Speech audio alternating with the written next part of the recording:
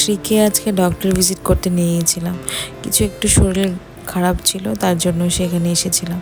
তো নমস্কার, আমি মাম্পি। আমি আজকে নতুন ব্লগটি নিয়ে চলে এসেছি। বন্ধুরা, কেমন আছো তোমরা? আশা করি ভালো আছো। আমিও খুব ভালো আছি।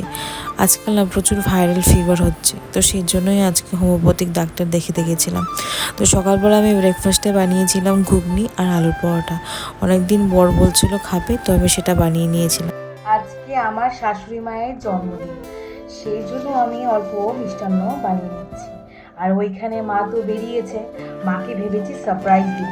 আর জানো তো, কখনো আমি নিজের হাতে মিষ্টান্ন তৈরি করিনি, তো এই প্রথমবার আমি শাশুড়ি মায়ের জন্য মিষ্টান্ন তৈরি করছি। যেহেতু ওনার হাত ধরেই আমি সব কিছু শিখেছি, রান্না বাড়ি যত সব ভালো রকমের আইটেম বলো, তো সেজন্য ভেবেছি আসলে আমি মাকে সারপ্রাইজ দেব। তো শাশুড়ি মা আসলে আমি জিজ্ঞাসা করে নিব মিষ্টান্নটা কেমন হয়েছে, সেটা রিভিউ নিয়ে তোমাদেরকে শেয়ার করবো। তো চলো।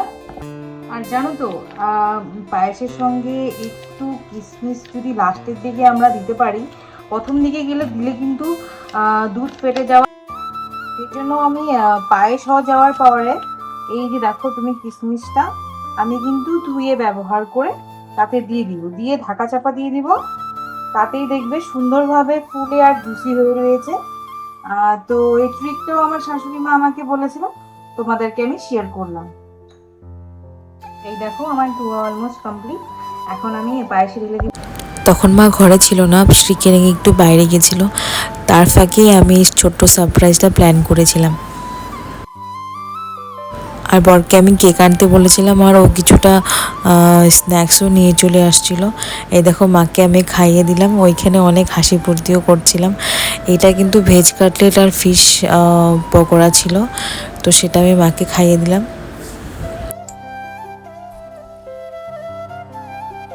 গরম আছে। কেমন আছে গো অডিয়েন্সে বলো তো? সুন্দর হয়েছে, খুব টেস্ট হয়েছে, ইয়াম্মি।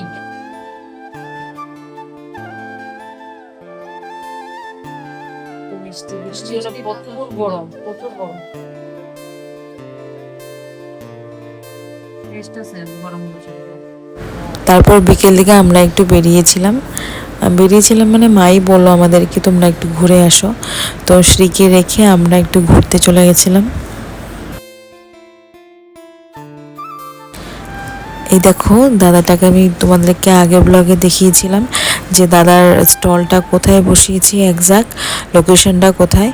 তো এইটা যে আসাম গ্রামীণ ব্যাংক আছে, ঠিক সোজা এসে তার বাঁ দিকে দাদা বসে। খুব সুন্দর, জানো, প্রতিটা আইটেম খুব সুন্দর বানিয়েছিল। তো আমি পাপড়ি চাট অর্ডার করেছিলাম। তো বড় আমাকে একটা ছোট্ট করে ভিডিও বানাচ্ছিল আর খুব হাসাহাসি করছিল, যেহেতু খেতে পারবে না, কেননা ওই দিন ও বাইরে কিছু খায়নি। তো আমাকে বললো তুমি ট্রাই করো। তো আমি বেশ ট্রাই করছিলাম, ভীষণ ভালো। আর ও প্রচুর আর কি করছিল। মার জন্যও প্যাক করে নিয়ে গেছিলাম, মাকে দিয়ে এসেছিলাম। আমাদের ঘরের থেকে সামনেই ছিল, যেহেতু বেশি দূরত্ব নয়। তো মাকে দিয়ে এসে আমরা দুজন বেরিয়ে পড়লাম একটু লং রাইডে। হ্যাঁ, অনেক দিন পরে লং রাইডে যাচ্ছি। তো বর আমাকে বললো যে এই সাইডটা আমি তোমাকে ঘোরাইনি, চলো একটু ঘুরে আসি। বেশ সুন্দর জায়গা ছিল। এইরকম টাইমটা না বেশ ভালো লাগে, এত সুন্দর ঠান্ডা হাওয়া দিচ্ছিল। প্রায় অনেকেই দেখছিলাম আমি ওইখানে গিয়ে ফটো তুলছিল, রাইডে গেছিলো। প্রায় মোটামুটি অনেকটাই ভিড় ছিল।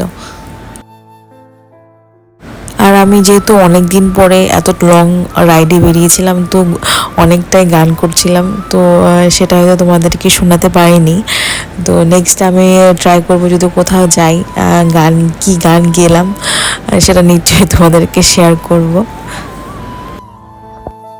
গাড়ির থেকে নেমে এসে যে প্রচুর ভিড়। এই যে পাগলাস্তানের বাজারের অপোজিট যে শিব মন্দিরটা আছে, ওইখানে ভান্ডারা দিয়েছে। দেখো কত সুন্দর, সকল ভক্তরা প্রসাদ পাচ্ছে ওইখান থেকে। আমিও নিয়ে নিলাম। আর খিচুড়ি তো অলমোস্ট আমার ফেভারিটই, যেখানে পাবো ওইখানে দাঁড়িয়ে পড়বো। আমি ভীষণ খিচুড়ি খেতে ভালোবাসি। আর খিচুড়িটা বেশ সুন্দর গন্ধ বাড়ছিল। তো বর্মশাও একটু নিয়ে নিল। এখানে অনেকেই ভান্ডারা দিচ্ছিল, বেশ ভালো লাগলো। হয়তো শ্রাবণ মাসের লাস্টের দিকে দিচ্ছিল। বেশ আমরা অল্প করে প্রসাদ নিয়ে গেলাম ঘরের জন্য, সবাই মিলে খাবো বলে। তো আজকের ব্লগটা এতটুকুই বন্ধুরা। ব্লগটি ভালো লাগলে অবশ্যই একটি ফলো করে দিও। লাইক কমেন্ট করতে কিন্তু ভুলো না। তো নেক্সট ব্লগে তোমাদের সঙ্গে দেখা হবে। তো চলো টাটা বাই বাই, ভালো থেকো তোমরা।